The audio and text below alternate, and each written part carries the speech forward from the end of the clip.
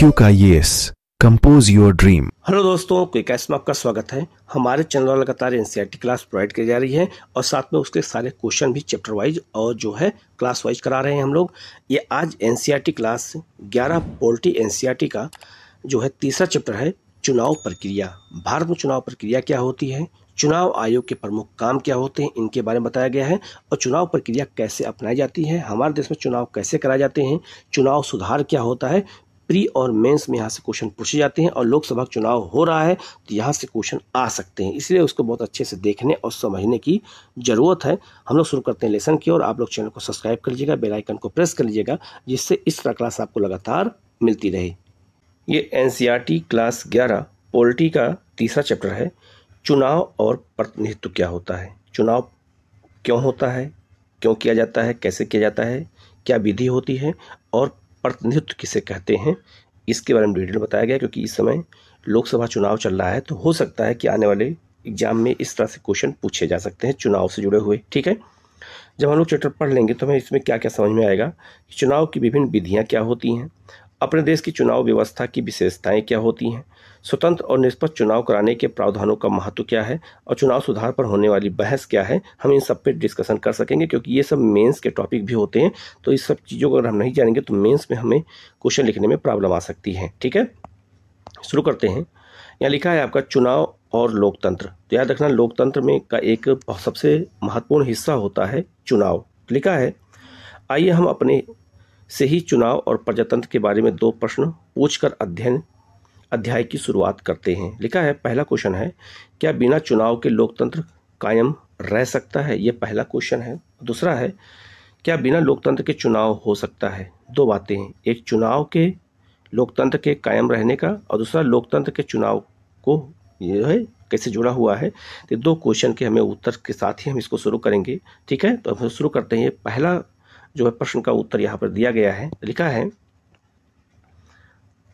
पहला प्रश्न हमें यह एक बड़े लोकतंत्र में चुनाव की आवश्यकता के बारे में याद दिलाता है। कोई भी निर्णय लेने में सभी नागरिक प्रत्यक्ष रूप से भाग नहीं ले सकते हैं। ठीक है, याद रखना, कोई भी जब निर्णय होता है तो उसमें प्रत्यक्ष रूप से सब नागरिक भाग नहीं ले सकते हैं, इसलिए नागरिकों के जो चुने जो प्रतिनिधि होते हैं वो संसद में बैठते हैं और वही निर्णय लेते हैं। ठीक है, तो इसीलिए चुनाव होना बहुत जरूरी है, क्योंकि लोकतंत्र में जनसंख्या अगर ज़्यादा है तो सबका जो है प्रत्यक्ष रूप से जो है नागरिक को नहीं जो है शामिल किया जा सकता है। अतः लोग अपने प्रतिनिधियों को चुनते हैं, तो जनता अपने प्रतिनिधि को चुनती है और प्रतिनिधि संसद में बैठते हैं और यही जो है क्या करते हैं, निर्णय लेते हैं। इसीलिए चुनाव होना बहुत ज़रूरी है, इसलिए चुनाव महत्वपूर्ण हो जाता है। हम जब भी भारतीय लोकतंत्र के बारे में सोचते हैं तो सहज ही हमारा ध्यान पिछले चुनाव पर चला जाता है। जो हम चुनाव बीत जाता है हमारा ध्यान उस पर जाता है। लिखा है, आज चुनाव पूरी लोकतांत्रिक प्रक्रिया के जाने पहचाने प्रतीक हो गए हैं। हम प्रायः प्रत्यक्ष और अप्रत्यक्ष लोकतंत्र में अंतर करते हैं। प्रत्यक्ष लोकतंत्र में नागरिक रोजमर्रा के फैसलों और सरकार चलाने में सीधे भाग लेते हैं। याद रखना, हमारे देश में प्रत्यक्ष लोकतंत्र नहीं है, अप्रत्यक्ष लोकतंत्र है, क्योंकि जनता के प्रतिनिधि चुनते हैं, निर्णय लेते हैं। ठीक है, लेकिन प्रत्यक्ष लोकतंत्र में सरकार के हर निर्णय में जो है जनता की भागीदारी ज़्यादा होती है। लेकिन ये प्रत्यक्ष लोकतंत्र जैसे स्विट्जरलैंड में है, तो छोटे देशों में हो सकता है, बड़े देशों में ये पॉसिबल भी नहीं है, क्योंकि सबसे जो है सबके निर्णय को शामिल नहीं किया जा सकता है। ठीक है, इसलिए प्रतिनिधियों की आवश्यकता होती है। प्राचीन यूनान के नगर राज्य प्रत्यक्ष लोकतंत्र के उदाहरण माने जाते हैं। अनेक लोगों के स्थानीय सरकारें, खास तौर से ग्राम सभाएं प्रत्यक्ष प्रजातंत्र के निकटतम उदाहरण हैं। लेकिन जब लाखों करोड़ों लोगों को निर्णय लेना होता है तो इस प्रकार के प्रत्यक्ष लोकतंत्र को व्यवहार में लाया नहीं जा सकता है। जब करोड़ों जनसंख्या हो, लाखों जनसंख्या हो, तो प्रत्यक्ष रूप से किसी को शामिल नहीं किया जा सकता है। इसीलिए जनता के शासन का अर्थ सामान्यतः जनता के प्रतिनिधियों के द्वारा चलने वाले शासन से होता है। ठीक है, इसीलिए प्रतिनिधियों को चुना जाता है, यही प्रतिनिधि जा करके शासन को चलाते हैं, इसी में से मंत्री बनते हैं, इसी में से प्रधानमंत्री बनते हैं। ठीक है, आगे लिखा है, और जो आजकल लोकतंत्र का जो हमारा जो पर्व चल रहा है, जो चुनाव चल रहा है इस समय, उसमें आप देखिएगा सब प्रतिनिधियों को ही चुना जा रहा है। ठीक है, 543 प्रतिनिधि ही चुने जा रहे हैं जनता द्वारा और वही जाके निर्णय लेंगे। आगे लिखा है, ऐसी व्यवस्था में नागरिक अपने प्रतिनिधियों को चुनते हैं जो देश के शासन और प्रशासन को चलाने में सक्रिय रूप से भाग लेते हैं। इन प्रतिनिधियों को चुनने की विधि को चुनाव या निर्वाचन कहते हैं। तो जो ये प्रतिनिधि चुने जाते हैं जनता द्वारा, इन्हीं को चुनाव कहते हैं या इन्हीं को हम निर्वाचन कहते हैं। इसीलिए चुनाव आयोग का नाम चुनाव आयोग के साथ साथ निर्वाचन आयोग भी उसे कहा जाता है। ठीक है। अतः महत्वपूर्ण निर्णय लेने और प्रशासन चलाने में नागरिकों की सीमित भूमिका है। ठीक है। तो याद रखना, चाहे आपका कोई निर्णय लेना हो देश के स्तर पे या प्रशासन चलाना हो, तो नागरिकों की भूमिका क्या होती है? सीमित होती है, क्योंकि उसके प्रतिनिधि सारा निर्णय लेते हैं। वह इन नीतियों के निर्माण में बहुत सक्रिय रूप से सम्मिलित नहीं होते हैं। नागरिक उसमें अप्रत्यक्ष रूप से अपने निर्वाचित प्रतिनिधियों के माध्यम से सम्मिलित होते हैं। जिस व्यवस्था में सभी प्रमुख निर्णय निर्वाचित प्रतिनिधियों के माध्यम से लिए जाएं, उसमें प्रतिनिधियों के निर्वाचन का तरीका बहुत ही महत्वपूर्ण हो जाता है। ठीक है। इसीलिए जो प्रतिनिधि चुने जाते हैं, उनका जो निर्णय है चुनने का, वो बहुत महत्वपूर्ण है। आगे लिखा है, दूसरा प्रश्न हमें यह जो है हमें इस बात की याद दिलाता है कि सभी चुनाव लोकतांत्रिक नहीं होते हैं। बहुत सारे चुनाव लोकतांत्रिक होते हैं, बहुत सारे चुनाव लोकतांत्रिक नहीं होते हैं। बहुत सारे गैर लोकतांत्रिक देशों में भी चुनाव होते हैं। वास्तव में गैर लोकतांत्रिक शासक स्वयं को लोकतांत्रिक साबित करने के लिए बहुत आतुर रहते हैं। मतलब वो दुनिया को दिखाना चाहते हैं, इसलिए वो चुनाव कराते हैं कि हम लोकतांत्रिक देश हैं। इसके लिए वो चुनावों को ऐसे ढंग से कराते हैं कि उनके शासन को कोई खतरा ना हो। क्या आप ऐसे कुछ गैर लोकतांत्रिक चुनाव के उदाहरण दे सकते हैं, जैसे रसिया, जैसे चाइना? ठीक है।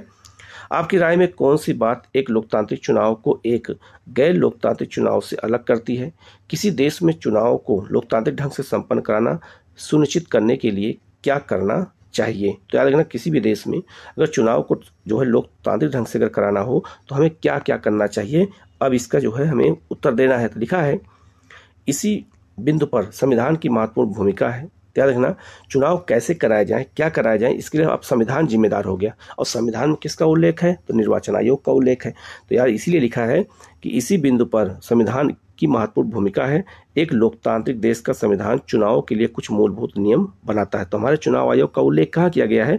तो 324 से लेकर के 329 आर्टिकल में किया गया है। ठीक है। और कहाँ किया गया है? संविधान में किया गया है। इसी संविधान में मूलभूत नियम दिए गए हैं और इस संबंध में विस्तृत नियम कानून बनाने का काम विधायिका पर छोड़ देता है। ठीक है। तो विधायिका मतलब संसद ही नियम कानून बना देती है। ये मूलभूत नियम सामान्यतया हमें बताते हैं कि, तो क्या बताते हैं? तो लिखा है, कौन मत देने के लिए योग्य है। अब इसके लिए नियम बनाया जाएगा कि मत देने के लिए कौन योग्य है और कौन योग्य नहीं है। कौन चुनाव लड़ने के लिए योग्य है, कौन चुनाव की देख रेख करेगा, मतदाता अपना प्रतिनिधि कैसे चुनेंगे, तो गुप्त मतदान के दौरान आपको पता ही होगा, और मतगणना कैसे होगी और प्रतिनिधियों का चुनाव कैसे होगा। तो ये सब जो है प्रश्न आज भी आपके दिमाग में होगा, क्योंकि लोकसभा चुनाव जब चल रहा है तो ये सब चीज़ें दिमाग में अभी भी होंगी। ठीक है। आगे लिखा है, अन्य लोकतांत्रिक संविधानों की भांति भारत का संविधान भी इन सभी प्रश्नों का उत्तर देता है। आप देख सकते हैं कि इसमें से पहले 3 प्रश्नों का लक्ष्य एक स्वतंत्र और निष्पक्ष चुनाव है। याद रखना, स्वतंत्र और निष्पक्ष चुनाव करा करके ही हम लोकतंत्र को सफल बना सकते हैं, जिसे लोकतांत्रिक चुनाव कहा जा सके। अंतिम 2 प्रश्नों का लक्ष्य न्यायपूर्ण प्रतिनिधित्व है। इस अध्याय में हम चुनाव के बारे में संवैधानिक प्रावधानों के 2 पहलुओं पर भी चर्चा करेंगे कि चुनाव कैसे होता है और क्या व्यवस्था है। लिखा है, भारत में चुनाव व्यवस्था कैसी है भारत में? तो लिखा है, ऊपर आपने चुनाव की विभिन्न विधियों या व्यवस्थाओं पर गौर किया होगा। आपको आश्चर्य भी हुआ होगा कि यह सब क्या है। अपने चुनाव के समय चुनाव प्रचार के लिए अपनाए जाने वाले विभिन्न तरीकों के बारे में पढ़ा होगा, आजकल आप देख भी रहे होंगे। लेकिन चुनाव के विभिन्न तरीके क्या हैं? चुनाव संचालन करने की एक व्यवस्था है। इसके लिए प्राधिकरण, अथॉरिटीज और नियम भी हैं और जो बताते हैं कि क्या करें और क्या ना करें। तो जब चुनाव होता है तो उसके कुछ नियम कानून भी बनाए जाते हैं। क्या चुनाव व्यवस्था का सही अर्थ है? आपको आश्चर्य हो सकता है कि क्यों संविधान में यह लिखने की जरूरत पड़ी कि मतगणना कैसे होगी और प्रतिनिधि कैसे चुने जाएंगे। ये व्यवस्था हमें करनी पड़ी संविधान में। ठीक है। क्या यह स्वयं ही स्पष्ट नहीं है? लोग जानते हैं और वोट देते हैं। जिस प्रत्याशी को अधिकतम वोट मिलते हैं वह चुना जाता है और पूरे विश्व में ऐसे ही चुनाव होता है।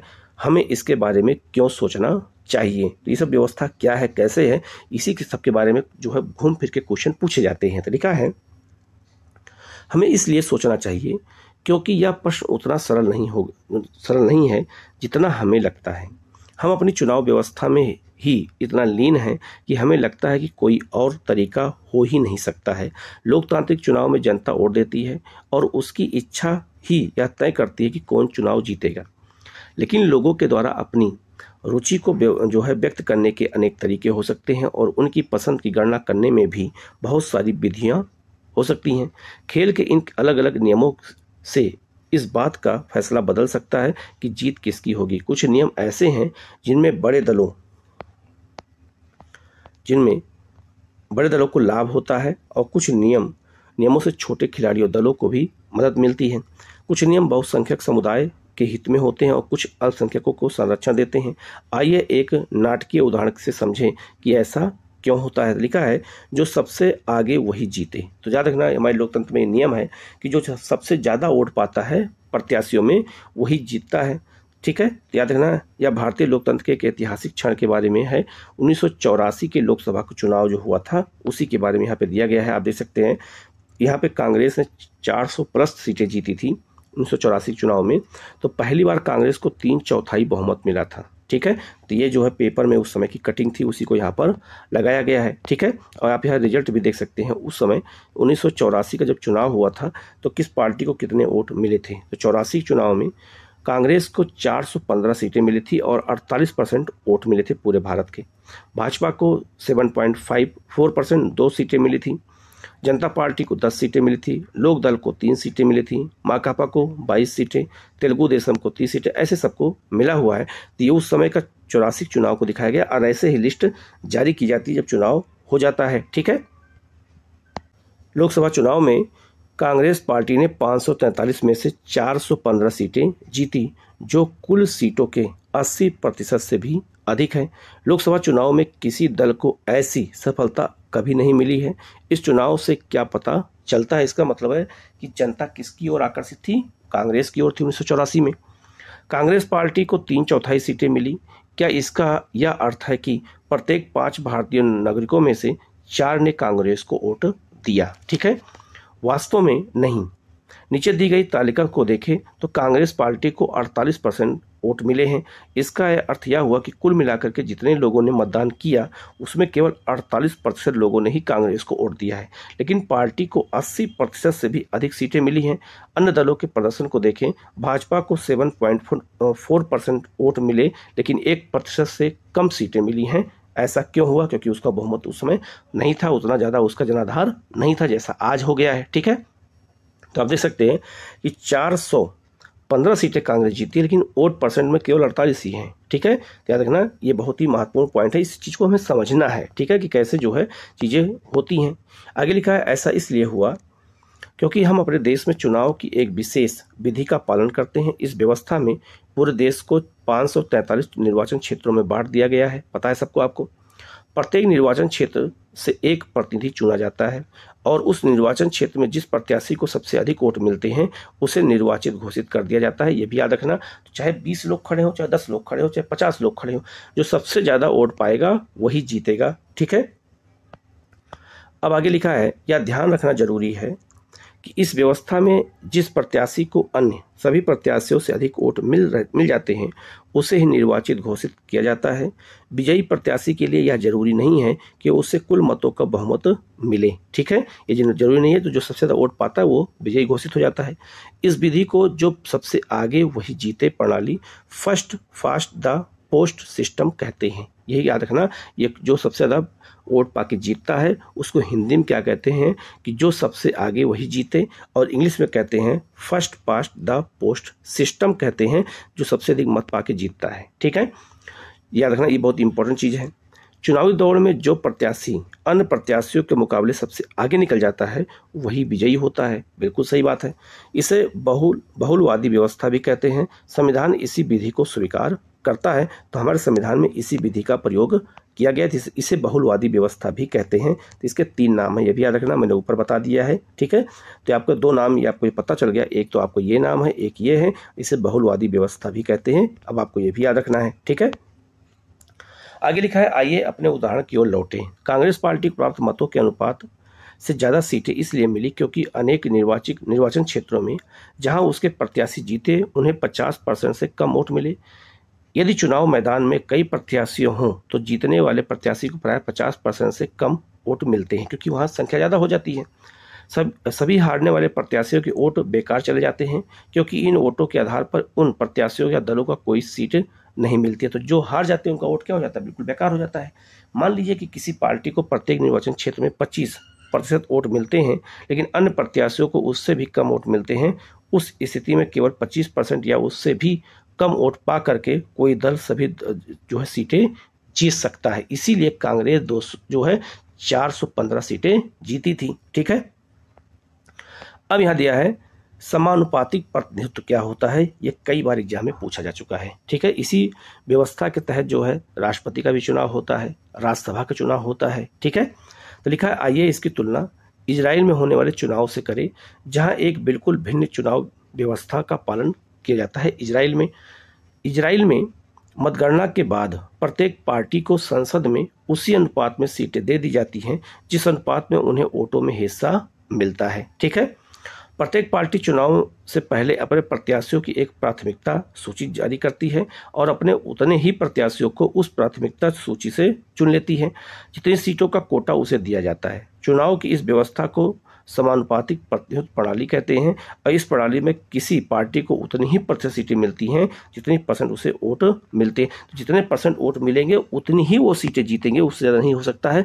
हमारे यहाँ व्यवस्था ऐसी नहीं है। ठीक है, तो कम सीटें मतलब कम परसेंट वोट पाकर भी अधिक सीटें जीती जा सकती हैं हमारे यहाँ, लेकिन यहाँ ऐसा नहीं है इजराइल में। ठीक है, आगे लिखा है समानुपातिक प्रतिनिधित्व के 2 प्रकार होते हैं। कुछ देशों जैसे इजराइल या नीदरलैंड में पूरे देश को एक निर्वाचन क्षेत्र माना जाता है। तो याद रखना, जो समानुपातिक प्रणाली है उसमें एक आपका जैसे इजराइल और नीदरलैंड है तो पूरे देश को एक ही निर्वाचन क्षेत्र मान लिया जाता है, और हमारे यहाँ कितने हैं, 543 हैं।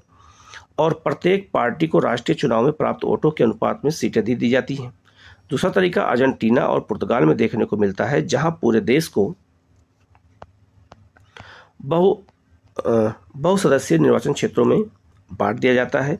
प्रत्येक पार्टी प्रत्येक निर्वाचन क्षेत्र के लिए अपने प्रत्याशियों की एक सूची जारी करती है जिसमें उतने ही नाम होते हैं जितने प्रत्याशियों को उस निर्वाचन क्षेत्र से चुना जाना होता है। तो उतने ही प्रत्याशी होंगे, यहाँ ज़्यादा प्रत्याशी नहीं होंगे, उतने ही प्रत्याशी होंगे जितना जो है निर्वाचन को क्षेत्र से चुना जाना है। इन दोनों ही रूपों में मतदाता राजनीतिक दलों को वोट देते हैं, ना कि उनके प्रत्याशियों को। तो याद रखना, इन जो देशों का उदाहरण आपको मैंने बताया है, यहाँ राजनीतिक पार्टी को वोट दिया जाता है, प्रत्याशी को वोट नहीं दिया जाता है। हमारे यहाँ प्रत्याशियों के नाम पे वोट मिलता है। ठीक है, एक पार्टी को किसी निर्वाचन क्षेत्र में जितने मत प्राप्त होते हैं उसी आधार पर उसे उस निर्वाचन क्षेत्र में सीटें दे दी जाती हैं। अतः किसी निर्वाचन क्षेत्र के प्रतिनिधि वास्तव में राजनीतिक दलों के प्रतिनिधि होते हैं। भारत में हमने समानुपातिक प्रतिनिधित्व प्रणाली को केवल अप्रत्यक्ष चुनाव के लिए ही सीमित रूप से अपनाया हुआ है। तो याद रखना, हमारे यहाँ अप्रत्यक्ष चुनाव राष्ट्रपति का होता है, उपराष्ट्रपति का होता है और राज्यसभा के सदस्यों का होता है। ठीक है, और विधान परिषद के सदस्यों का होता है। तो उसके लिए हम समानुपातिक प्रतिनिधित्व प्रणाली को अपनाते हैं। हमारे देश में अप्रत्यक्ष चुनाव में ही इस व्यवस्था को अपनाया गया है, प्रत्यक्ष चुनाव में नहीं अपनाया गया। इस बात को नोट कर लेना, ये क्वेश्चन एग्जाम में पूछा जा सकता है। ठीक है, तो आगे देखो एग्जाम्पल दिया है। हमारा संविधान राष्ट्रपति, उपराष्ट्रपति, राज्यसभा और विधान परिषदों के चुनाव के लिए समानुपातिक प्रतिनिधित्व प्रणाली का एक तीसरा और जटिल स्वरूप प्रस्तावित करता है। तो हमारे देश में समानुपातिक प्रतिनिधित्व प्रणाली के तहत केवल 4 चुनाव होते हैं, राष्ट्रपति का, उपराष्ट्रपति का, राज्यसभा का और विधान परिषद का। यही 4 चुनाव समानुपातिक प्रतिनिधित्व के तरीके से होते हैं। इसको बहुत अच्छे से याद कर लीजिएगा, ये पूछा जा सकता है। और अप्रत्यक्ष चुनाव के तहत होते हैं, ना कि हमारे यहाँ प्रत्यक्ष चुनाव के तहत होते हैं। ठीक है, अब हम लोग बात करेंगे सर्वाधिक वोट पाने वाले की जीत और समानुपातिक प्रतिनिधित्व चुनाव व्यवस्था की तुलना कर लेते हैं, दोनों में अंतर क्या है। तो सर्वाधिक वोट पाने वाले की जीत और समानुपातिक प्रतिनिधित्व में पहला अंतर क्या है, पूरे देश को छोटी छोटी भौगोलिक इकाइयों में बांट देते हैं जिसे निर्वाचन क्षेत्र या जिला कहते हैं। तो हमारे यहाँ 543 निर्वाचन क्षेत्रों में पूरे देश को बांट दिया गया है। किसी बड़े भौगोलिक क्षेत्र को एक निर्वाचन क्षेत्र माना जाता है, मतलब पूरे देश को केवल एक निर्वाचन क्षेत्र माना जाएगा और पूरा का पूरा देश एक निर्वाचन क्षेत्र जो है गिना जा सकता है। तो हमारे यहाँ 43 हो सकता है और इस व्यवस्था में केवल पूरे देश को एक निर्वाचन क्षेत्र में चुना जाता है। दूसरा, हर निर्वाचन क्षेत्र से केवल एक प्रतिनिधि चुना जाता है। एक निर्वाचन क्षेत्र से कई प्रतिनिधि चुने जा सकते हैं, तो जिसको जितना % वोट मिलेगा उतने प्रत्याशी जीतेंगे। जैसे अगर किसी को 25% वोट मिला है तो 25 प्रत्याशी जीत गए हैं। ठीक है। मतदाता प्रत्याशी को वोट देता है, तो जो मतदाता होता है वो प्रत्याशी को वोट देता है। मतदाता पार्टी को वोट देता है, यहाँ प्रत्याशी को वोट देता है, यहाँ पर पार्टी को वोट देता है। पार्टी को प्राप्त वोटों के अनुपात से अधिक या कम सीटें विधायिका में मिल सकती हैं। हर पार्टी को प्राप्त मत के अनुपात में विधायिका में सीटें हासिल होती हैं। विधायिका मतलब संसद हो गया। आगे लिखा है विजयी उम्मीदवार को जरूरी नहीं है कि वोटों का बहुमत 50+ मिले। विजयी उम्मीदवार को वोटों का बहुमत हासिल होता है। याद रखना 50+1 यहाँ होना चाहिए, लेकिन यहाँ जरूरी नहीं है।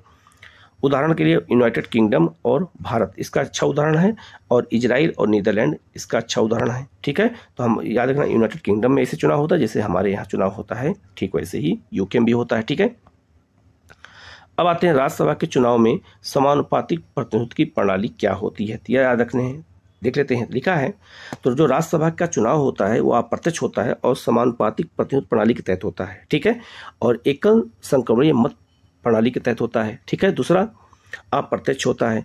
और ये चुनता कौन है, तो जो हमारे देश के हर राज्य की विधानसभा के सदस्य हैं वो लोग राज्यसभा के सदस्य को चुनते हैं। तो लिखा है यहाँ समानुपातिक प्रतिनिधित्व का एक तीसरा स्वरूप हमें भारत में राज्यसभा चुनाव में देखने को मिलता है। तो याद रखना लोकसभा चुनाव तो प्रत्यक्ष मतलब कैसा होता है, प्रत्यक्ष तरीके से होता है, और राज्यसभा चुनाव अप्रत्यक्ष तरीके से होता है। इसे एकल संक्रमणीय मत प्रणाली कहते हैं। प्रत्येक राज्य को राज्यसभा सीटों का निश्चित कोटा प्राप्त है। जैसे उत्तर प्रदेश में 31 सीटें राज्यसभा के लिए हैं, ये फिक्स कर दी गई हैं।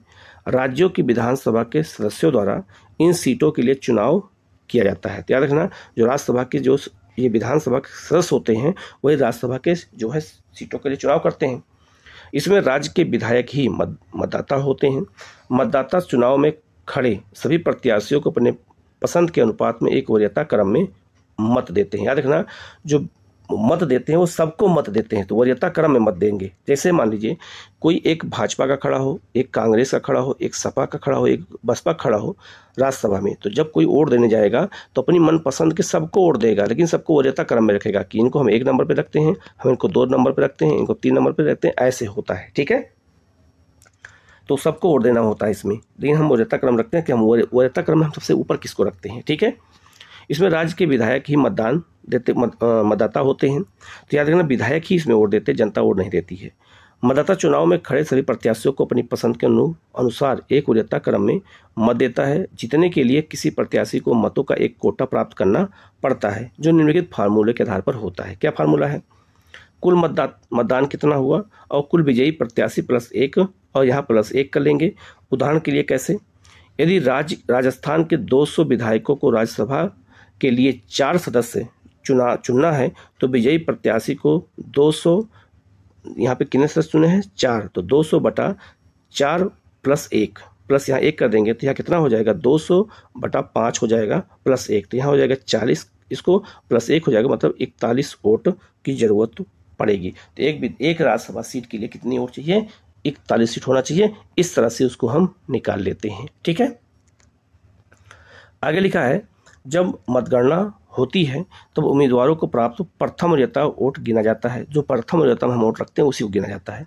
प्रथम वरीयता वोटों की गणना के बाद यदि प्रत्याशियों की वांछित संख्या वोटों का कोटा नहीं प्राप्त कर पाती है तो पुनः मतगणना की जाती है, और ऐसे उस प्रत्याशी को मतगणना से निकाल दिया जाता है जिसे प्रथम वरीयता वाले सबसे कम वोट मिले होते हैं। जिसे सबसे कम वोट मिलता है उसको हटा देते हैं, उसके वोटों को अन्य प्रत्याशियों में बांट दिया जाता है। ऐसा करने में प्रत्येक मत पत्र पर अंकित द्वितीय वरीयता वाले प्रत्याशियों को एक मत हस्तांतरित कर दिया जाता है। जैसे मान लो पहले 2, 3 और 4, पहले वाले ने कोटा को प्राप्त नहीं कर पाया, इसको हटा देंगे और इसके वोट के प्रतिशत को सब में बांट देंगे और फिर गिनती शुरू करेंगे। ठीक है। अगर मान लो ये भी कम पाया तो इसका भी वोट, इसको हटा देंगे और इसके वोटों को बांट देंगे दोनों में, तो ऐसे निकाल लेते हैं। ठीक है।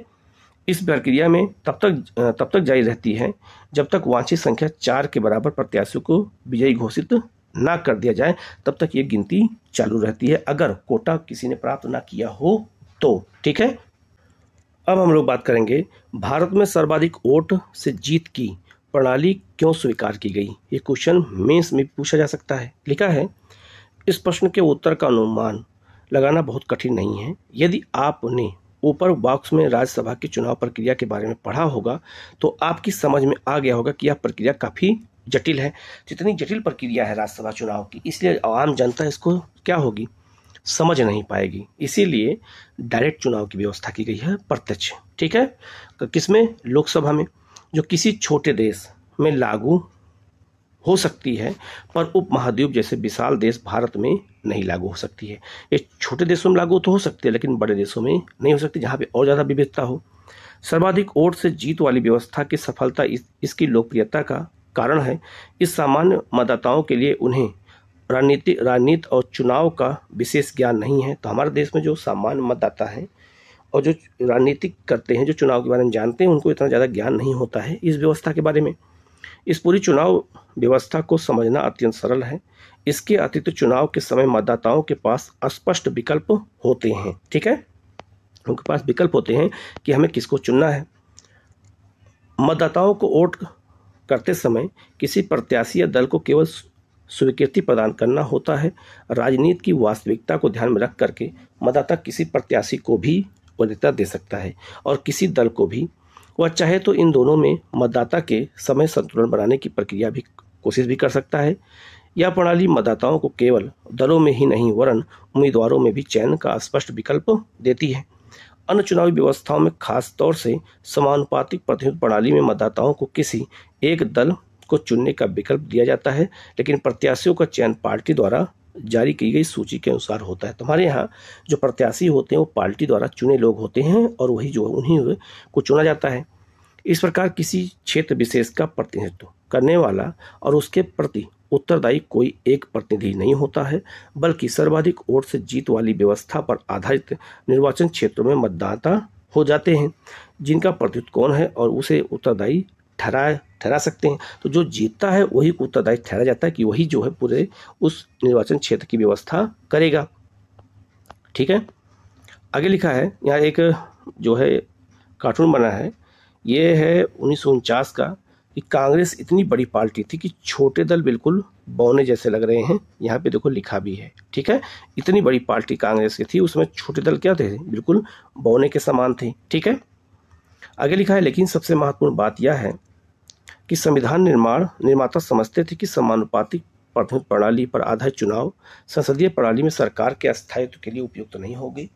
अगले अध्याय में हम संसदीय प्रणाली की प्रकृति के बारे में पढ़ेंगे। इस व्यवस्था की मांग है कि कार्यपालिका को विधायिका में बहुमत प्राप्त हो। आप देखेंगे कि समानुपातिक प्रतिनिधित्व प्रणाली से स्पष्ट बहुमत मिलने में कठिनाई होगी, क्योंकि मतों के प्रतिशत के अनुपात में विधायिका में सीटें बढ़ जाएंगी। इसीलिए ये इतनी जटिल व्यवस्था है, इसीलिए जो है इस व्यवस्था को अपनाया नहीं गया है। सर्वाधिक मत से जीतने वाले प्रत्याशी में अमूमन बड़े दलों और गठबंधनों को बोनस में रूप में कुछ अतिरिक्त सीटें मिल जाती हैं।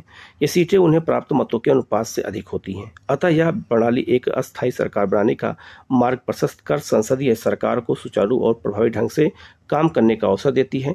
अंत में सर्वाधिक मत से जीत वाली प्रणाली एक निर्वाचन क्षेत्र में विभिन्न सामाजिक वर्गों में एकजुट होकर के चुनाव जीतने में मदद करती है।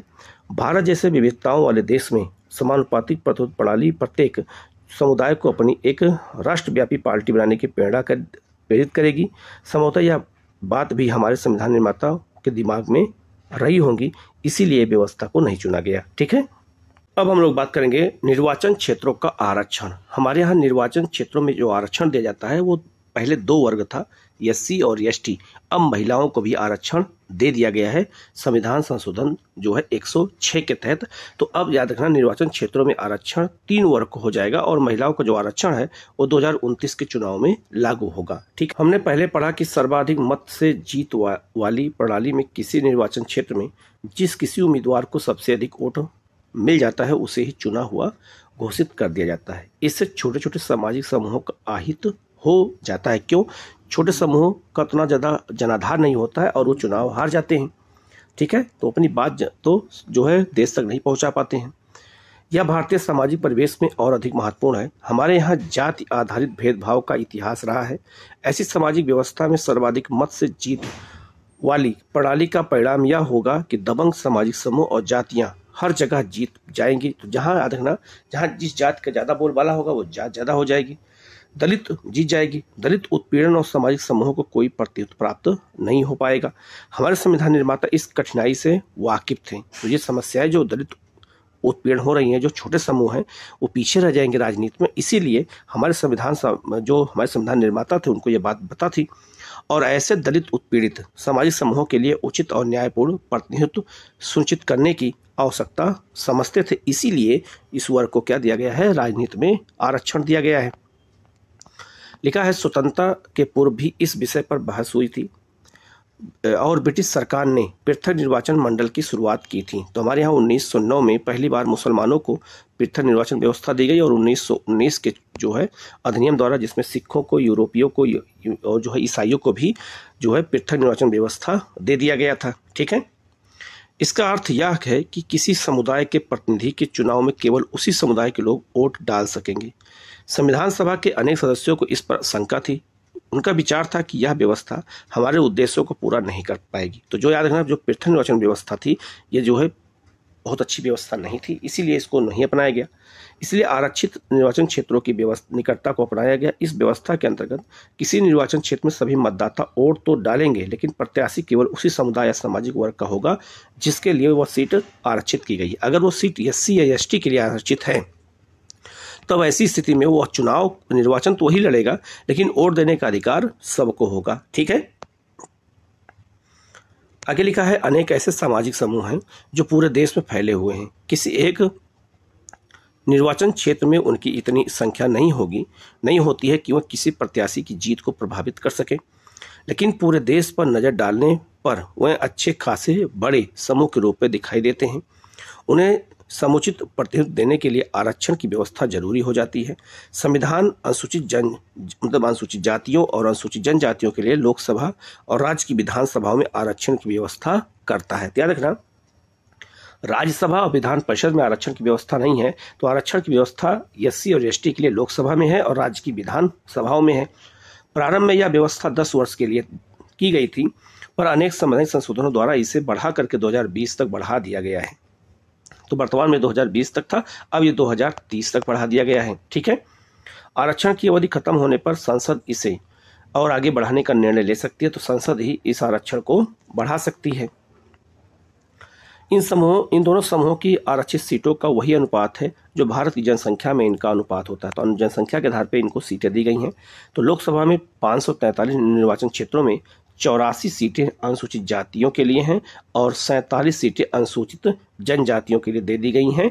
ये व्यवस्था है, आज भी यही व्यवस्था लागू है, लेकिन अब आगे से महिलाओं को भी आरक्षण मिल जाएगा। ठीक है, अब हम लोग बात करेंगे स्वतंत्र निर्वाचन आयोग की। स्वतंत्र निर्वाचन आयोग क्या है? तो याद रखना, इसे जो है चुनाव आयोग भी कहते हैं। इसका उल्लेख कहाँ है? तो आर्टिकल 324 से लेकर के आर्टिकल 329 तक इसका उल्लेख किया गया है। ठीक है, तो लिखा है कि भारत में चुनाव प्रक्रिया को स्वतंत्र और निष्पक्ष बनाने के लिए कई प्रयास किए गए हैं। एक स्वतंत्र निर्वाचन आयोग की स्थापना इसमें सबसे महत्वपूर्ण कदम है, जो चुनाव के संचालन और देखरेख के लिए बनाया गया है।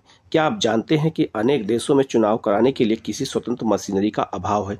तो बहुत सारे देशों में ऐसे आयोग नहीं बनाए गए हैं, लेकिन भारत में एक स्वतंत्र निर्वाचन आयोग बनाया गया है। यहाँ लिखा है आर्टिकल 324A में कहा गया है कि संविधान के अधीन संसद और प्रत्येक राज्य की विधान मंडल के लिए कराए जाने वाले सभी निर्वाचनों के लिए एक तथा राष्ट्रपति और उपराष्ट्रपति के पदों के निर्वाचनों के लिए एक निर्वाचक नामावली तैयार करने का और उन सभी निर्वाचकों के संचालन का अधीक्षण, निर्देशन और नियंत्रण एक आयोग में निहित होगा, जिसे इस संविधान में निर्वाचन आयोग कहा गया है। तो आर्टिकल 324 में बताया गया है कि निर्वाचन आयोग किसका किसका चुनाव कराता है। तो याद रखना, संसद के दोनों सदनों का, लोकसभा का और राज्यसभा का, विधान मंडल के अंतर्गत विधानसभा का, विधान परिषद का, राष्ट्रपति का और उपराष्ट्रपति का। इतना चुनाव कौन कराता है? तो केंद्रीय चुनाव आयोग कराता है और इसके लिए जो है संविधान में बाकायदा इसके बारे में बताया गया है। इसको नोट कर लीजिएगा, बहुत इंपॉर्टेंट है। लिखा है भारतीय संविधान का अनुच्छेद 324 निर्वाचकों के लिए मतदाता सूची तैयार कराने और चुनाव के संचालन का अधीक्षण, निर्देशन और नियंत्रण का अधिकार एक स्वतंत्र निर्वाचन आयोग को देता है। स्वतंत्र निर्वाचन आयोग क्या करता है? अधीक्षण भी करता है, निर्देशन भी देता है और नियंत्रण भी करता है, पूरे चुनाव प्रक्रिया को संपन्न करता है। ये संविधान के ये शब्द बहुत ही महत्वपूर्ण है क्योंकि ये निर्वाचन आयोग को चुनाव से संबंधित हर बात पर अंतिम निर्णय करने की भूमिका सौंपते हैं। सर्वोच्च न्यायालय ने सभी संविधान की इस व्यवस्था से सहमति व्यक्त की है, तो सर्वोच्च न्यायालय ने भी ये व्यवस्था को अपनी सहमति दे रखी है। भारत में निर्वाचन आयोग की सहायता करने के लिए प्रत्येक राज्य में एक मुख्य निर्वाचन अधिकारी होता है। निर्वाचन आयोग स्थानीय निकायों के चुनाव के लिए जिम्मेदार नहीं होता। याद रखना, जो केंद्रीय चुनाव आयोग है वह स्थानीय निकाय के चुनाव नहीं कराता, जैसे पंचायत और नगर निगम को चुनाव यह नहीं कराता है। इसके लिए राज्य चुनाव आयोग होता है, वो कराता है। तो लिखा है, जैसा कि हम स्थानीय सरकारों वाले अध्याय में पढ़ेंगे, इसके लिए राज्यों में राज्य निर्वाचन आयुक्त होते हैं जो निर्वाचन आयोग से अलग कार्य करते हैं और इनमें से प्रत्येक का काम करने का अलग अलग दायरा होता है। तो मैंने आपको क्या बताया, जो निर्वाचन आयोग है वो केवल संसद के दोनों सदनों का, विधानमंडल के दोनों सदनों का, राष्ट्रपति और उपराष्ट्रपति चुनाव कराता है, लेकिन स्थानीय निकाय का चुनाव नहीं कराता है, उसको राज्य निर्वाचन आयोग कराता है। ये बात याद रखना, ये बहुत कम लोगों को मालूम होता है, इसलिए इसको बहुत अच्छे से समझने की जरूरत है। आगे लिखा है, भारत में निर्वाचन आयोग एक सदस्यीय या बहुसदस्यीय भी हो सकता है। मतलब निर्वाचन आयोग में एक सदस्य भी हो सकते हैं और बहुसदस्य भी हो सकते हैं। 1989 तक निर्वाचन आयोग एक सदस्यीय था। 1989 के पास आम चुनाव के ठीक पहले 2 अन्य निर्वाचन आयुक्तों को नियुक्त कर इसे बहुसदस्यीय बना दिया गया। चुनाव के बाद उसे फिर से एक सदस्यीय बना दिया गया। 1993 में पुनः 2 निर्वाचन आयुक्तों की नियुक्ति की हुई और निर्वाचन आयोग बहुसदस्यीय हो गया। अब याद रखना, 1993 से आज तक निर्वाचन आयोग में 3 सदस्य हैं, एक मुख्य निर्वाचन आयुक्त और 2 निर्वाचन आयुक्त हैं। इस प्रकार से ये बहुसदस्यीय बन गया। तब से यह बहुसदस्यीय बना हुआ है। शुरू में बहुसदस्यीय निर्वाचन आयोग को लेकर के तरह तरह की शंकाएं थी। मुख्य निर्वाचन आयुक्त और अन्य आयुक्तों के बीच इस बात पर घोर मतभेद था कि किसको कितनी शक्ति प्राप्त है। इसका समाधान सर्वोच्च न्यायालय को करना पड़ा। अब इस बात पर सामान्य सहमति है कि बहुसदस्यीय निर्वाचन आयोग ज़्यादा उपयुक्त है, क्योंकि अब काम का लोड क्या है, ज़्यादा है, क्योंकि इससे आयोग की शक्तियों में साझेदारी हो गई है और आयोग पहले से अधिक ज़्यादा जवाबदेह बन गया है। तो ज़्यादा काम है, इसलिए ज़्यादा अब 3 सदस्यीय होना जरूरी था। आगे लिखा है, मुख्य निर्वाचन आयुक्त की अध्यक्षता करता है। तो जो मुख्य निर्वाचन आयुक्त होता है वो निर्वाचन आयोग की अध्यक्षता करता है, लेकिन अन्य दोनों निर्वाचन आयुक्तों की तुलना में उससे ज़्यादा शक्तियां प्राप्त नहीं हैं। ये बात नोट कर लीजिएगा। ये मत सोचिएगा कि मुख्य चुनाव आयुक्त को ज़्यादा शक्तियां हैं और अन्य चुनाव आयुक्त को कम शक्तियां, नहीं, तीनों को बराबर शक्तियां हैं। ये बात याद रखना, ये क्वेश्चन बहुत बार पूछा जा चुका है, याद रखना, ठीक है। एक सामूहिक संस्था के रूप में चुनाव संबंधी सभी निर्णय में मुख्य निर्वाचन आयुक्त और अन्य दोनों निर्वाचन आयुक्तों की शक्तियां समान हैं। इनकी नियुक्ति राष्ट्रपति द्वारा मंत्रिपरिषद के परामर्श पर की जाती है। तो राष्ट्रपति ही इनकी नियुक्ति करता है। ऐसे में संभव है कि सरकार द्वारा किसी ऐसे हितैषी की नियुक्ति निर्वाचन आयोग में कर दी जाए जो चुनाव में सरकार का समर्थन करे। इस शंका के चलते अनेक लोगों ने इस प्रक्रिया को बदलने का सुझाव दिया है। उनका सुझाव है कि इसके लिए एक भिन्न प्रक्रिया का पालन किया जाना चाहिए, जिसमें मुख्य निर्वाचन आयुक्तों की नियुक्ति में विपक्ष के नेता और भारत के मुख्य न्यायाधीश के परामर्श करना जरूरी होना चाहिए। तो अब ये भी व्यवस्था की जा रही है, जिससे निष्पक्ष हो सके और कोई किसी तरह का पक्षपात न कर सके और सरकार का समर्थन न कर सके। आगे लिखा है, संविधान मुख्य निर्वाचन आयुक्त और अन्य निर्वाचन आयुक्त के कार्यकाल की सुरक्षा देता है। कौन देता है? संविधान देता है। उन्हें 6 वर्षों के लिए अथवा 65 वर्ष की आयु तक जो पहले खत्म हो के लिए नियुक्त किया जाता है। मुख्य निर्वाचन आयुक्त को कार्यकाल समाप्त होने के पूर्व राष्ट्रपति द्वारा हटाया जा सकता है। इसके लिए संसद के दोनों सदनों की विशेष बहुमत से उन्हें हटाया जा सकता है। तो विशेष बहुमत द्वारा ही निर्वाचन आयुक्त को हटा सकते हैं, इसके अलावा नहीं हटा सकते हैं। आगे लिखा है, पारित कर एक आशय का प्रतिवेदन राष्ट्रपति को भेजना होगा। ऐसा यह सुनिश्चित करने के लिए किया जाता है कि कोई भी सरकार उस निर्वाचन आयुक्त को न हटा सके जो चुनाव में उसकी तरफदारी करने से मना करे। निर्वाचन आयुक्तों को भारत का राष्ट्रपति हटा सकता है, ठीक है। तो भारत के निर्वाचन आयोग के पास काफ़ी सारे काम होते हैं, तो काम को हम बाद में देखेंगे। पहले हम यहाँ विशेष बहुमत को देख लेते हैं। विशेष बहुमत क्या होता है? तो लिखा है, ऐसी विशेष बहुमत द्वारा ही निर्वाचन आयुक्त को हटाया जा सकता है। तो लिखा है, विशेष बहुमत का अर्थ है कि उपस्थित और मतदान करने वाले सदस्यों का 2/3 बहुमत और सदन की कुल सदस्य संख्या का असाधारण बहुमत, ये दोनों होने के बाद ही उसको हटाया जा सकता है। इसको समझना कैसे है? मान लीजिए कि आपको अपनी कक्षा में विशेष बहुमत से एक प्रस्ताव पास करना है। ये याद रखना, ये कभी कभी किसी को समझ में नहीं आता, इसलिए यहाँ बहुत अच्छे से एनसीईआरटी में समझा दिया गया है। ठीक है, लिखा है पास करना है। कल्पना करें कि आपकी कक्षा में 75 विद्यार्थी हैं, लेकिन मतदान के दिन केवल 51 विद्यार्थी उपस्थित हैं और उनमें से केवल 50 ने ही मतदान में भाग लिया। इस परिस्थिति में आप जो है कब कह सकेंगे कि जो है प्रस्ताव विशेष बहुमत से पास हो गया है? इस पुस्तक के कम से कम 3 अध्याय में आपको विशेष बहुमत का उल्लेख मिलेगा। एक तो कार्यपालिका से संबंधित अगले ही अध्याय में है, जहां राष्ट्रपति पर महाभियोग का उल्लेख किया गया है।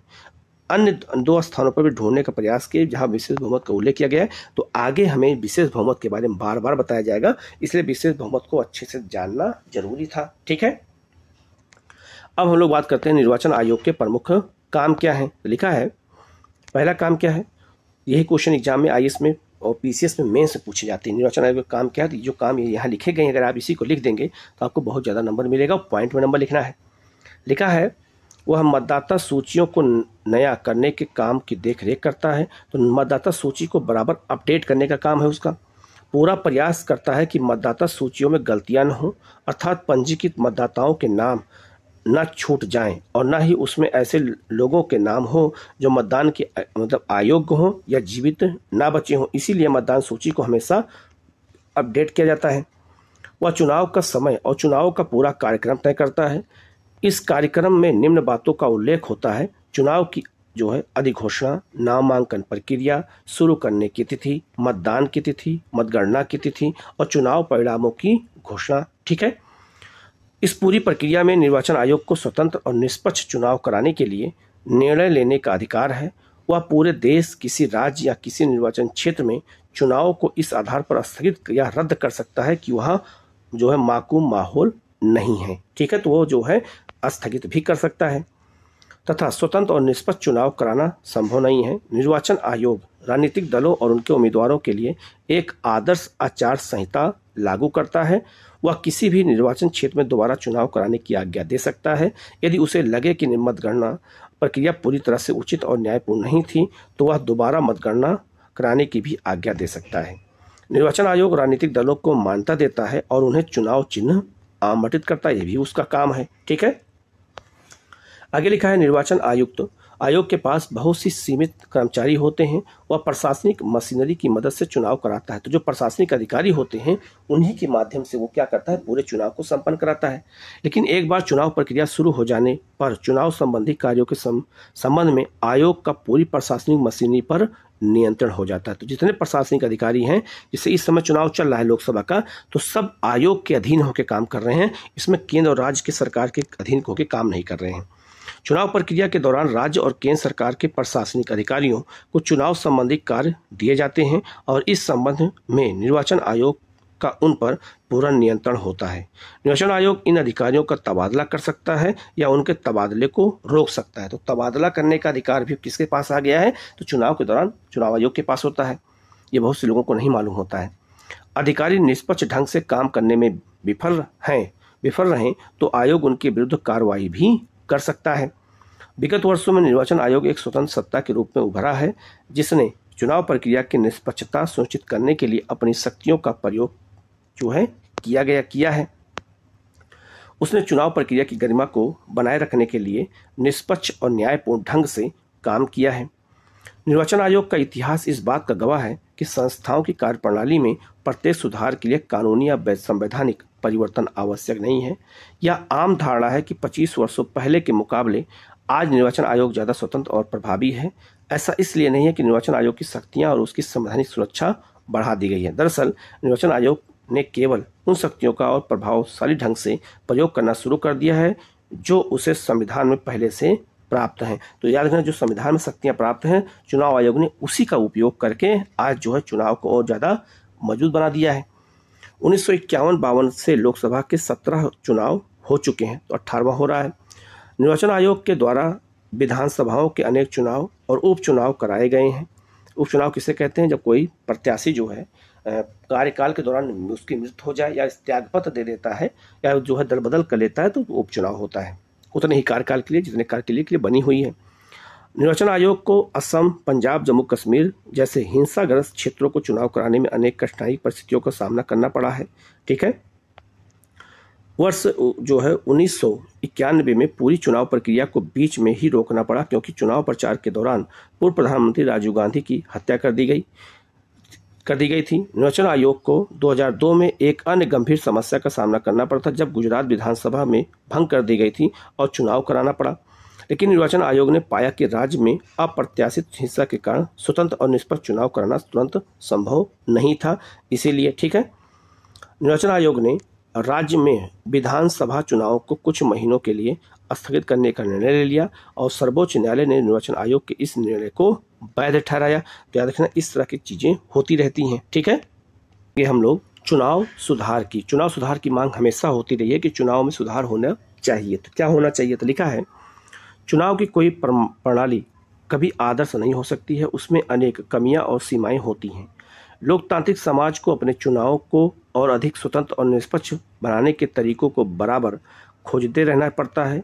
वयस्क मताधिकार का उल्लेख का है 326 में, यह भी याद रखना आप लोग। ठीक है, क्योंकि ऐसे क्वेश्चन एग्जाम में पूछे जाते हैं। ठीक है, चुनाव लड़ने की स्वतंत्रता और एक जो है स्वतंत्र निर्वाचन आयोग की स्थापना को स्वीकार कर भारत में चुनाव को स्वतंत्र और निष्पक्ष बनाने की कोशिश की गई है। ठीक है, लेकिन पिछले 66 वर्षों के अनुभव के बाद हमारी चुनाव प्रणाली में सुधार के लिए अनेक सुझाव दिए गए हैं। चुनाव सुधारों के सुझाव निर्वाचन आयोग, विभिन्न राजनीतिक दलों और स्वतंत्र समूहों और अनेक विद्वानों द्वारा दिए गए हैं। इनमें से कुछ सुझाव इस अध्याय में उल्लिखित संवैधानिक प्रावधानों को संशोधित करने के बारे में है। क्या क्या है? तो हमारी चुनाव व्यवस्था को सर्वाधिक मत से जीत वाली प्रणाली के स्थान पर किसी प्रकार की समानुपातिक प्रतिनिधित्व प्रणाली लागू करना चाहिए। इससे राजनीतिक दलों को उसी अनुपात में सीटें मिलेंगी जिस अनुपात में उन्हें वोट मिलेंगे। ठीक है, अगला है क्या और सुधार क्या होना चाहिए? संसद और विधानसभाओं में 1/3 सीटों पर महिलाओं को चुनने के लिए विशेष प्रावधान किया जाना चाहिए। ये हो चुका है, 106 नंबर संविधान संशोधन द्वारा इसको किया जा चुका है। चुनावी राजनीति में धन के प्रभाव को नियंत्रित करने के लिए और अधिक कठोर प्रावधान होने चाहिए। सरकार को एक विशेष निधि से चुनाव खर्चों का भुगतान करना चाहिए। ठीक है, ये सुधार होना चाहिए। जिस उम्मीदवार के विरुद्ध फौजदारी मुकदमा हो उसे चुनाव लड़ने पर रोक दिया जाना चाहिए, भले ही उसके विरुद्ध न्यायालय में अपील कर रखी हो। फिर भी अगर मुकदमा चल रहा है फिर भी जो है उसे क्या करना चाहिए? चुनाव लड़ने से रोक देना चाहिए। आगे लिखा है, चुनाव प्रचार में जाति और धर्म के आधार पर की जाने वाली किसी भी अपील को पूरी तरह से प्रतिबंधित कर देना चाहिए। राजनीतिक दलों की कार्यप्रणाली को नियंत्रित करने के लिए तथा उनकी कार्यविधि को और अधिक पारदर्शी और लोकतांत्रिक बनाने के लिए एक कानून होना चाहिए। ठीक है, ये कुछ सीमित सुझाव हैं।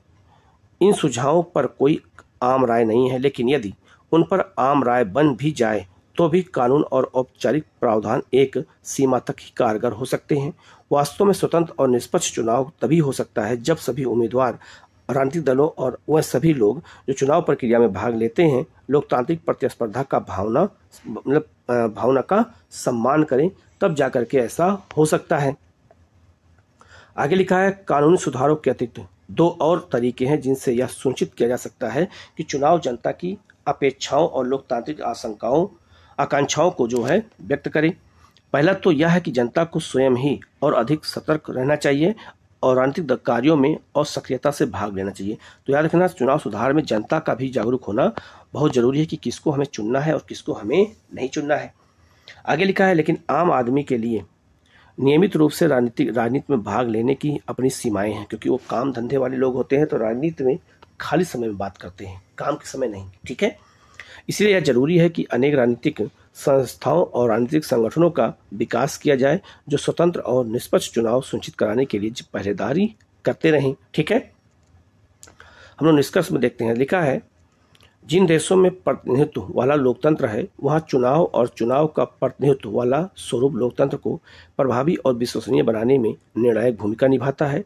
भारत में चुनाव व्यवस्था की सफलता अनेक आधारों पर मापी जा सकती है। ठीक है, लिखा है, हमारी चुनाव व्यवस्था ने मतदाताओं को न केवल अपने प्रतिनिधियों को चुनने की स्वतंत्रता दी है, बल्कि उन्हें केंद्र और राज्यों में शांतिपूर्ण ढंग से सरकारों को बदलने का अवसर भी दिया है।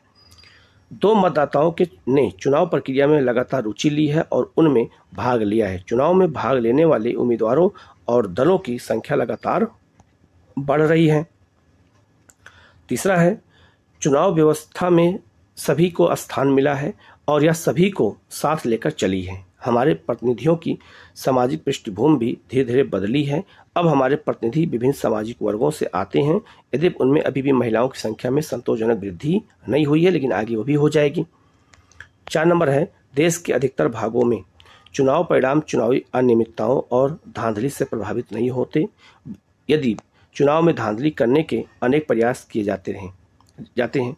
आपने चुनाव में हिंसा, मतदाता सूचियों से वोटरों के नाम गायब होने की शिकायतें, डराने धमकाने आदि की शिकायतें अक्सर सुनी होगी। फिर भी ऐसी घटनाओं से शायद ही कोई चुनाव परिणाम प्रत्यक्ष रूप से प्रभावित होता है। ठीक है, आगे लिखा है, अंतिम और सबसे महत्वपूर्ण बात यह है कि चुनाव हमारे लोकतांत्रिक जीवन के अभिन्न अंग हो गए हैं।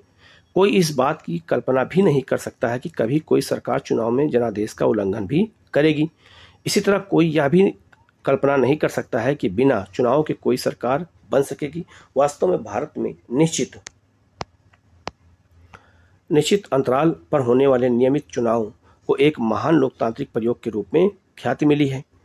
आगे लिखा है, इन सभी बातों से हमारी चुनाव व्यवस्था को देश विदेश में आदर से देखा जाता है। तो हमारे देश में जो चुनाव इस समय चल रहा है, तो कम से कम जो है 20 से 25 देशों के लोग हमारे देश में आए हैं और जो है हमारे चुनाव को देख रहे हैं, रिसर्च कर रहे हैं। भारत में मतदाता के अंदर आत्मविश्वास बढ़ा है और मतदाताओं की निगाह में निर्वाचन आयोग का कद बढ़ा है। यह हमारे संविधान निर्माताओं के मूल निर्णयों को उचित ठहराता है। यदि चुनाव प्रक्रिया को कुछ और दोष रहित बनाया जा सके तो हम मतदाता और नागरिक के रूप में लोकतंत्र के इस महोत्सव का और अच्छी तरह से आनंद उठा सकेंगे और उसे और अर्थपूर्ण बना सकेंगे। ठीक है, तो इस तरह से हम अपने लोकतंत्र को और ज़्यादा सफल बना सकते हैं। ठीक है, अब हम लोग कुछ क्वेश्चन देख लेते हैं। बाकी क्वेश्चन मैं अलग से आप लोगों को करा ही रहा हूँ। लिखा है, निम्नलिखित में से कौन प्रत्यक्ष लोकतंत्र के सबसे नज़दीक बैठता है? तो परिवार की बैठक में होने वाली चर्चा, कक्षा संचालक क्लास जो है, मॉनिटर का चुनाव, किसी राजनीतिक दल का द्वारा अपने उम्मीदवारों का चयन, मीडिया द्वारा कराए गए जनमत संग्रह। ये क्या इसमें सबसे महत्वपूर्ण है? तो इसमें देखना, जो कक्षा में जो है मॉनिटर चुने जाते हैं वो सबकी सहमति से होते हैं। ये लोकतंत्र का प्रत्यक्ष उदाहरण है। आगे लिखा है, इनमें से कौन सा कार्य चुनाव आयोग नहीं करता है? तो मतदाता सूची तैयार करता है, उम्मीदवारों का नामांकन भी करता है, उम्मीदवार मतदान केंद्रों की स्थापना भी करता है, आचार संहिता का लागू भी करता है, लेकिन पंचायत के चुनाव का परीक्षण नहीं करता है। पंचायत चुनाव के लिए राज्य निर्वाचन आयोग होता है। अगला लिखा है, निम्नलिखित में से जो है कौन सी राज्यसभा और लोकसभा के सदस्यों के चुनाव की प्रक्रिया में प्रणाली में समान होता है? पहला है, 18 वर्ष से ज़्यादा की उम्र का हर व्यक्ति मतदान करने की योग्य है। बिल्कुल सही है, ये दोनों के लिए लागू होता है, तो यही इसका आंसर है, ए हो जाएगा। ठीक है, अगला है आपका, फर्स्ट पास्ट द पोस्ट प्रणाली में वही प्रत्याशी विजेता घोषित किया जाता है जो सर्वाधिक संख्या में मत अर्जित करता है, तो वही जो है विजयी घोषित होता है। ये तो कुछ 4 ही क्वेश्चन यहाँ पे थे, लेकिन इससे जुड़े हुए क्वेश्चन मैं चैप्टर वाइज में लगातार करवा रहा हूँ। तो आप लोग चैनल को जरूर सब्सक्राइब कर लीजिएगा, बेल आइकन को प्रेस कर लीजिएगा, जिससे इस तरह क्लास आपको लगातार मिलती रहे। Okay, thank you.